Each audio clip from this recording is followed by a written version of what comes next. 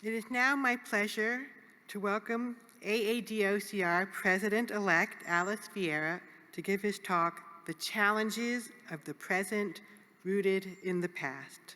Please welcome Dr. Vieira.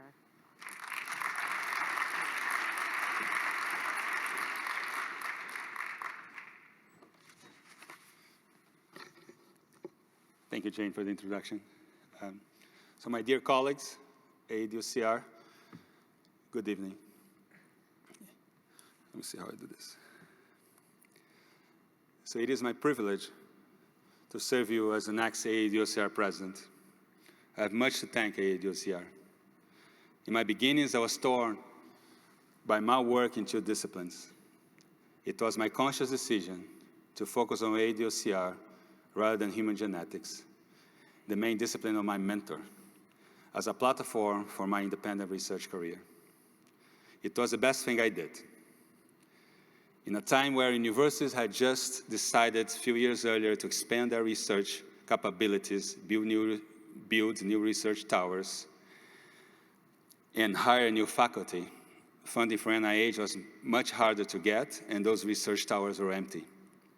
It was the visibility of being here at the AADOCR annual meetings, bringing my students and presenting our data, and publishing portions of this eventually at the Journal of Dental Research that facilitated us funding and a successful outcome in my tenure track trajectory. We have an important role to play at this moment. Science and scientists are facing what is likely their biggest challenge since medieval times in the Dark Ages. Social media has amplified self-validation sentiments and feelings, and best practices and policy continue to be suggested, not based on the best evidence, but based on sometimes centuries-old cultural and social constructs or misguided information. The good news is that there is an emerging reaction from various sectors of government with the goal of combating misinformation. Science and scientific discovery have a different pace that does not match the pace of the world. The world runs in a faster pace. The relevance of science has been questioned more often lately. The amount of information has increased dramatically, and no one can keep up with it. Ethical behavior by us, scientists and scholars, has been more necessary than ever.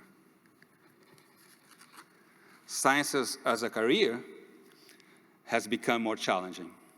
Grants are difficult to get. The way the system works, those awards tend to go to the best written grants, although we would like to think they are going to the best science.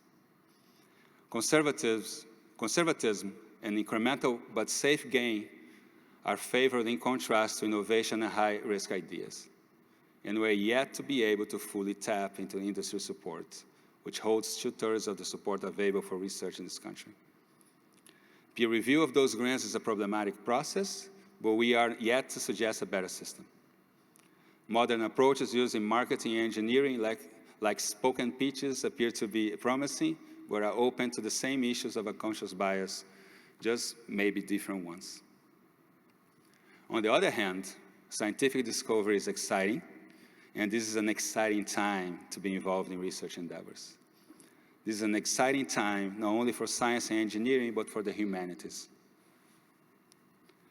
And I could go on and on over the other challenges that involve the need for equity, diversity, support for women's autonomy of their reproductive health, safety of our children in households where guns exist, the use of natural resources and the notion they are there to be explored indiscriminately, the unbased notion humans are more important than other living beings, and the misguided notion that humans have multiple races. We are all from the same one species. We need to bring those conversations to the forefront of our daily activities. They are part of our science, our advocacy, our lives. I urge you to play this role of speaking up against misinformation, to ask for the evidence and not personal belief systems to be used to define policy and best practices. Being quiet became unacceptable. We have to respond. We scientists and scholars have to learn to speak clearly and effectively and respond to those challenges. Welcome to Portland. Have a safe and enjoyable meeting.